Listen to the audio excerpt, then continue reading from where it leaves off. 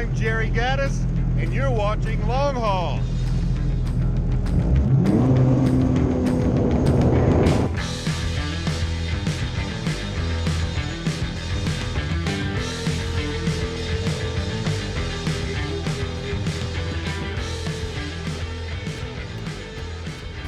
All right, so here we are again. We are very lucky to be joined by Jerry Gaddis of greenhulk.net, and we are doing our round 2 of our acceleration shootout.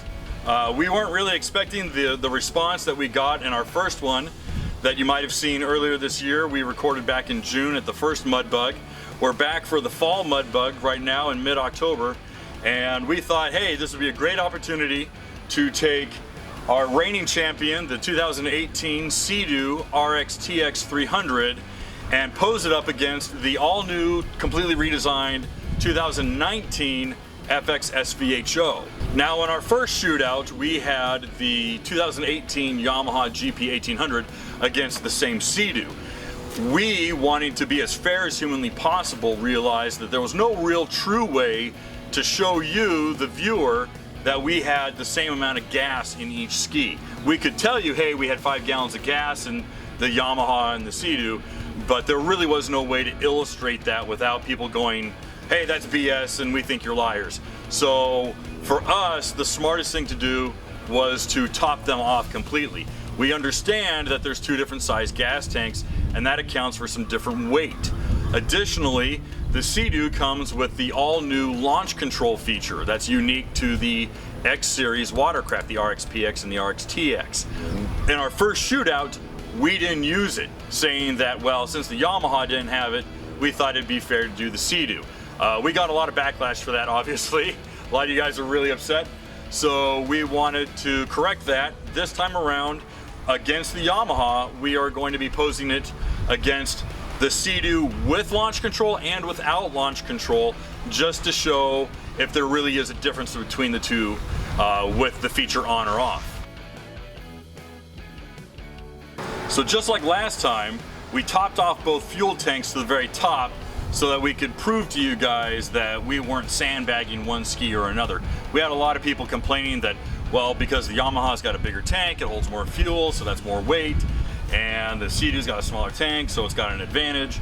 But because we couldn't really illustrate that we had, say, 5 gallons of gas in each ski, and then meticulously show you us filling up 5 gallons of gas in each ski, we just figured the best way, the most clear-cut, most honest way, was just to fill them up to the very top and have them be as it is.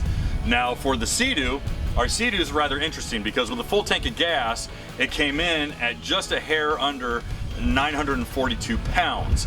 Now, that may sound like a lot, but consider the fact that it's 828 pounds and then it's got a 19-pound BRP premium sound system on it. Additionally, our Yamaha, that came in at 930 pounds. Now, what's interesting about that is, yes, it's got a bigger tank, so it's got more gas in it, and we weighed the gas correctly this time. Apologies for the last race, but we weighed it at exactly 6 pounds per gallon. Now, with 18.5 gallons and a 818-pound ski, 930 sounds pretty reasonable. What was interesting about that is if you subtracted the 19 pounds from the Sea-Doo, you suddenly have a Sea-Doo that weighs less than a fully loaded Yamaha. That really knocked our socks off on this first weigh-in. Now, again, as we mentioned, we're going to do our test with the Yamaha, and then we're going to do 2 tests with the Sea-Doo, one with launch control and one without. A lot of you guys brought up launch control and were really upset that we didn't use it. So this time around, we obviously are going to do it to appease a lot of you guys. But Jerry, tell me a little bit more about what you think about our results, what our results might be with the launch control. Kevin and I were talking about it. We kind of think with an experienced rider, we can out-accelerate Sea-Doo's launch control.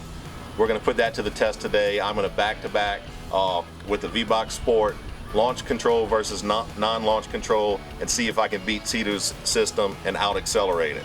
Should be interesting. Now with the Vbox also gives us, we're doing 10-mile-an-hour increments, correct? 10-mile-an-hour increments, and we're starting our readings at 5 miles an hour, which is just off idle.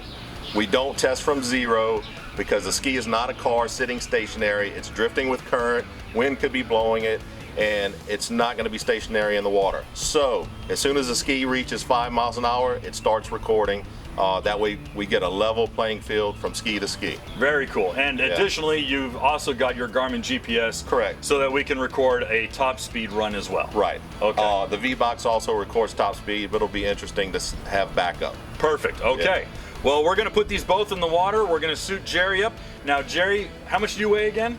240 pounds. 240 pounds even. Okay, so add that to the total weights. We're going to see how each ski lines up and find out who our winner is.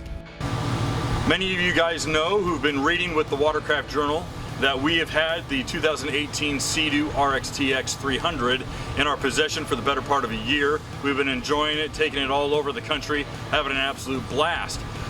Recently, we threw on a set of Riva Racing Pro Series sponsons.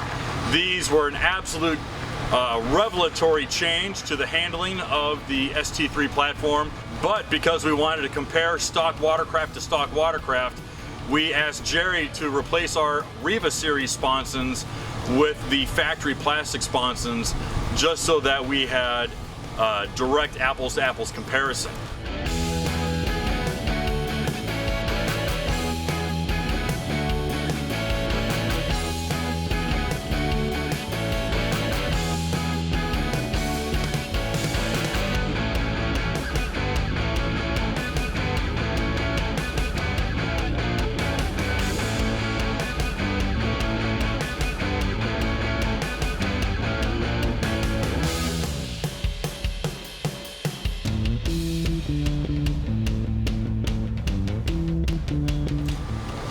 Okay, I'm just getting in off the water. I just tested the Yamaha versus the Sea-Doo, and the winner of this acceleration test is the Sea-Doo, once again.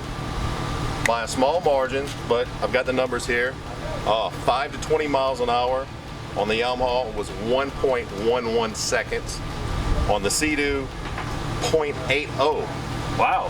Pretty significant whole shot advantage there. And I will note that I did use launch control on the Sea-Doo. I tried to get a better time without launch control and could not. Sea-Doo's launch control proves to be pretty good. Yeah, we'll have that chart for you too. Yeah. So just so you can see with and without launch control. 5 to 40 miles an hour on the Yamaha, 2.47 seconds. On the Sea-Doo, 1.93. Wow. Now, 5 to 60 on the Yamaha, 4.73 seconds, where the Sea-Doo did it 3.78 seconds. So there you have it. True results from the very accurate Vbox Sport. Now, what did we look like when it came to peak top speed? I know these were right before they hit the rev limiter, or explain that to me. Well, the FX doesn't have a rev limiter. I was able to hit 70.0 as recorded on my Garmin, and on the Sea-Doo, I was able to hit 71.3 until I felt the limiter kick in. Now that's not, that's not a sustained top speed. It will peak at that, but the limiter kicks in and drags it back down to a sustained 69 miles an hour. Okay, so here we have it. Now, compared to the GP was a lot tighter to the RXT-X, correct? Yes. Okay. Yes. So we have a little bit of a disadvantage with the larger ski, a lot more weight, a lot more surface tension with the hull, a lot more contact. Yeah, just power to weight ratio in general. Okay. Yeah. Very, very interesting. Okay. Yes. So there you have it, guys. We have a true acceleration test between two of the biggest and most exciting watercraft available in the market right now. We're very grateful to both Sea-Doo and to Yamaha to let us play with their toys for the day. It's an absolute blast. Obviously, thank you very much to Jerry Gaddis and Green Hulk for giving us your time and your expertise. Guys, thank you very much for watching the video. We really want to thank you guys for making these so exciting and so much fun. This really is one of the more exciting things. We don't typically do shootouts, but when we do, we want to do them right, and we want to be as scientific as humanly possible. Right. So thanks again to all of you for watching. please make sure to subscribe to our YouTube channel here. Just give it a little like, a little thumbs up, leave a comment if you want, and obviously subscribe so you don't miss out on any of the videos. Please join the forum. Please join greenhulk.net and support the Green Hulk store. Yes, We've got sir. all the popular parts at discounted prices. Use the discount code GreenHulk at checkout, and you'll save money off Riva, Works Racing parts, and Solus impellers. Yeah, you guys got pretty much everything. Everything you need. Yeah, even OE stuff, right? Even OEM replacement parts. Okay, so if I Correct. want to replace a decal on my ski, We you have guys got it. everything. That's Everything awesome. you need. That's fantastic. Guys, thank you again. This has been Jerry Gaddis of Green Hulk. I'm Kevin Shaw at the Watercraft Thanks, Journal. guys. You've been watching Long Haul. Thanks again.